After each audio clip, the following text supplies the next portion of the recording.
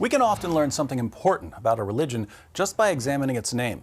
The name Christianity, for instance, draws attention to the importance of Christ in Christianity. Similarly, the word Islam tells us something about the religion preached by Muhammad. Islam is Arabic for submission or surrender, and in its religious context, the term refers to submitting one's will to Allah, the Arabic word for God. The word Muslim means one who submits to Allah. So we can already tell that Islam is going to have a lot to do with submitting to God. And Muslims who preach Islam in the West emphasize this when they preach. They say, Islam just means submission to God. You want to submit to God, don't you? Well, then Islam is the religion for you. Now, if the message of Islam were simply submit to God, Christians and Jews would agree. We want to submit to God. But the message of Islam isn't just that you must submit to God. It's a message about how you must submit to God. According to Islam, you submit to God by doing certain things and by believing certain things. And Islam has two convenient lists for us, a list of the most important deeds, called the 5 pillars, and a list of the most important beliefs, called the 6 articles of faith. The 5 pillars of Islam, the 5 most important practices, are Shahada, Salat, Zakat, Saum, and Hajj. Shahada means testimony. To become a Muslim, all you have to do is recite the words, La ilaha illallah, Muhammadu Rasulullah. There is no God but Allah, and Muhammad is the messenger of Allah. By reciting this testimony of faith, or creed, a person formally submits to Allah and Muhammad. Salat refers to prayer and worship. Muslims are required to pray 5 times per day. These prayers are memorized recitations in Arabic that are accompanied by specified bodily positions, standing, prostrating, and sitting.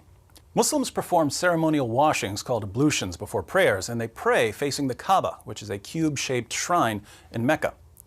Zakat refers to almsgiving, which is required of all Muslims except for those who are extremely poor.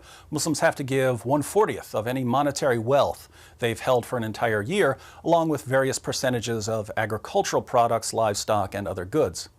Saum is Islamic fasting, which is especially associated with Ramadan, the 9th month of the Islamic lunar calendar. When fasting, Muslims are required to abstain from food, beverages, and sexual intercourse during daylight hours, so from dawn till sunset. The Hajj is the pilgrimage to Mecca. Every Muslim who is physically and financially able must take a pilgrimage to Mecca at least once in life. The communal Hajj takes place annually during the 12th month of the Islamic calendar. Muslims circle the Kaaba 7 times, run or walk back and forth between the nearby hills of Safa and Marwa, pelt walls with pebbles to symbolize stoning the devil, things like that. So Islam requires submission to Allah, and Muslims demonstrate their submission by performing these 5 deeds. Muslims are also required to believe certain things. These are summarized in the 6 articles of faith: belief in Allah, belief in angels, belief in inspired books, belief in prophets, belief in the Day of Judgment, and belief in predestination. And these beliefs aren't just some kind of intellectual assent to the existence of God or the existence of angels. They require belief in what Islam teaches about God, angels, and so on. So belief in Allah isn't just belief that God exists, it's belief in the Islamic view of God. Most importantly, that Allah is one with no division in essence or person. The oneness of Allah, a doctrine called Tawheed, is so central to Islam that denying Allah's oneness is the worst sin a person can commit in Islam. It's the sin of shirk, associating partners with Allah. The 2nd article of faith is belief in angels. In Islam, angels are created from light and are incapable of disobeying Allah. So there are no fallen angels in Islam. Iblis, or Satan, is one of the jinn. Jinn are created from fire rather than from light and may rebel against Allah. Then there's belief in Allah's revealed books. The Quran affirms the inspiration, preservation, and authority not only of the Quran but also of the Torah, the Psalms, and the Gospel.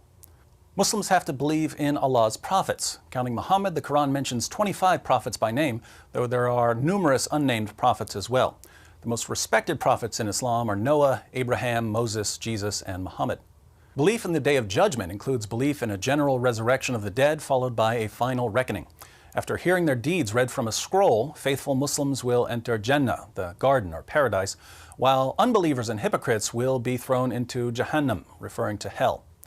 Belief in predestination is interesting. Some passages of the Quran suggest that human beings are ultimately responsible for their own actions, but passages indicating Allah's complete control over human actions are clearer and more common. If you do right, it's because Allah wanted you to do right. If you do wrong, it's because Allah wanted you to do wrong. Allah controls everything we do.